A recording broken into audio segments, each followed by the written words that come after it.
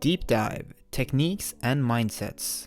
So this is a more practical takeaway of the Outsmarting reality by Neuro Knowledge.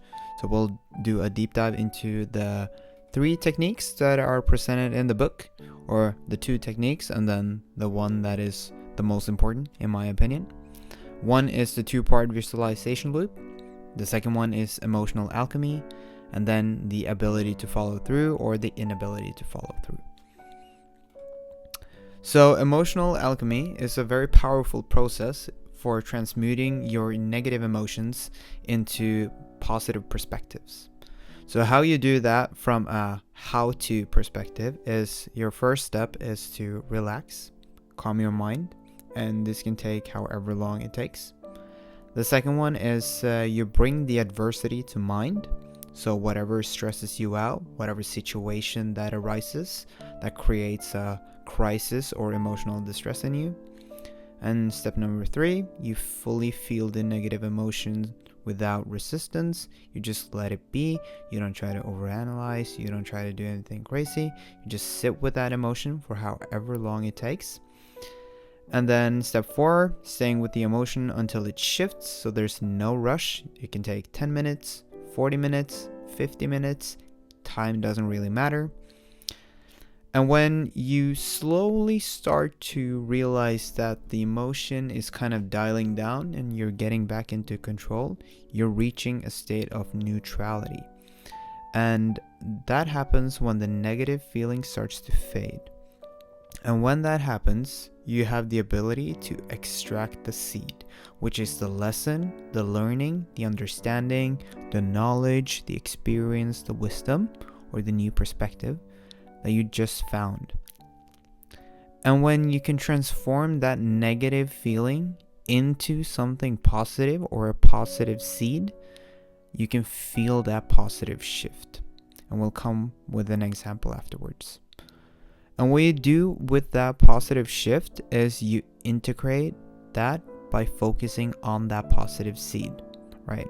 So the next time it arises, you remind yourself of the positive feedback rather than the negative feeling. And when you do that enough times, you've negatively transformed something that is now positive, which is amazing. An example of this could be having an empty bank account. This is an example from the book. So the first step here is the same as the previous step.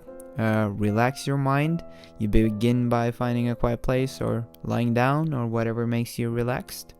The second is you bring it to mind. So in this case, is gently bringing the adversity, the empty bank account into your awareness. The third step is to allow yourself to fully experience the negative emotions associated with that bank account, such as worry, stress, insecurity, fear, frustration, without resisting or avoiding. So you just stay present with those feelings. And then you stay with those feelings until it shifts. So you remain with these emotions until the intensity kind of dials down. And again, we don't really know how long that's going to take, but you sit with them. And when you reach neutrality, you continue until the emotional charge fades and then arrive at a neutral state. And when you've reached neutrality, you extract the seed. So now that you're neutral, revisit the bank account situation and search for the hidden seed, which is a perspective or an insight that supports your desired reality. This could be money comes easily to you, or realizing new opportunities arises for you. It could be that your finances that were previously obscured by some negative emotions are now more positively approachable. Whatever your seed is your seed and only yours to keep. So find that. And when you feel that shift, focus on the new positive perspective and allow yourself to feel the positive emotion it brings, such as relief, confidence, security, peace. And then immerse yourself in this uplifted state. And then the final step is to integrate. So you return to your daily life, maintaining this positive seed, and whenever it comes back, the negative wave, you gently redirect it to the new perspective. Another example of emotional alchemy could be being in the friend zone. So same first step as always, gently relax, calm yourself down, bring whatever adversity it is, which is you visualize the person, the interaction, the unspoken tension, the disappointment in your eyes, and you don't dramatize, you just observe and you sit fully with it. And then you fully let yourself feel. It will be painful, and then you let it ache. It can be the rejection, the confusion, unworthiness. It could be not being trustful, not being attractive enough, whatever it is. Just stay with it. Don't resist. This is the currency of transmutation. And then step number 4 is stay until it shifts. So remain fully present with these emotions. Breathe into them. And then when you reach neutrality, take a step back. No story, no analysis. Just stay with it. And when you can recall it without feeling some tension inside of you, then you can extract the seed, which is, now you ask me, what did this show me? And you'll find some very powerful insights. Maybe that you have a deep desire to have attention or feel seen. Maybe you don't notice how much energy you give without receiving. Maybe you feel like you need to do a lot to feel worthy. I don't know what your extraction of seed is or your perspective, but it will be fine, and it will be very interesting to find. So step 7 is to feel that shift and leaning into that new energy, feeling the clarity, the self-respect, the dignity, the calm, and let that relief inspire you. And then the last one is to integrate, reiterate that every single day, and then make it your new emotional baseline. So every time the old feeling of the friend zone re-arises, you can just gently say you choose yourself and you attract those that see you, you know? And this is very, very powerful stuff. So the next technique is the 2-part visualization.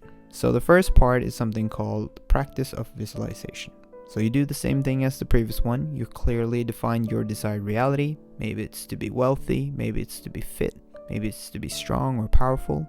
You relax your mind, and then you imagine a scene where someone you care about comments on your desired reality. For instance, someone might say, wow, you seem so energetic today, or wow, you seem so powerful today, or wow, you're giving me great energy. And then give you some kind of physical touch. That might be a high five, a hug, a kiss, whatever it is.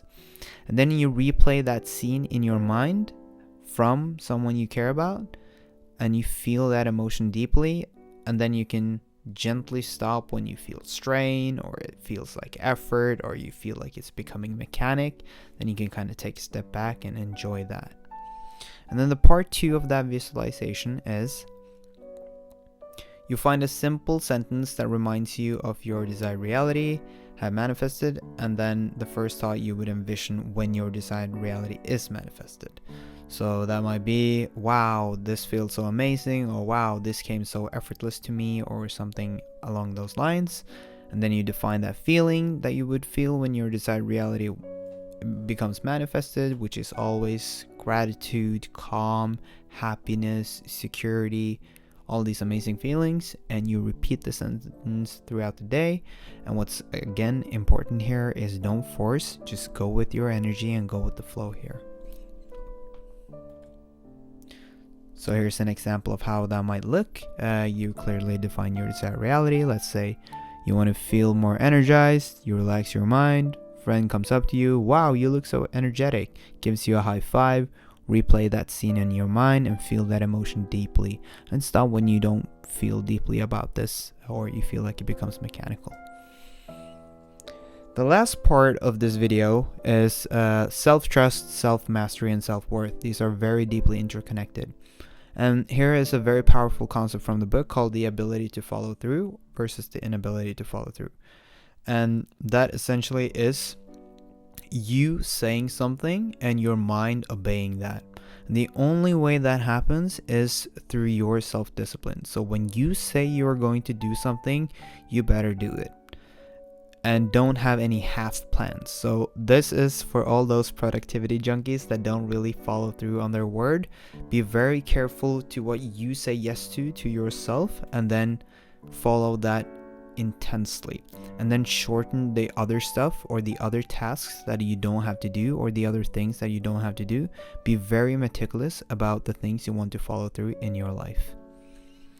So yeah, that was the 3 techniques presented in this book. It's the emotional alchemy, the 2-part visualization, and then the ability to follow through. See you in the next video.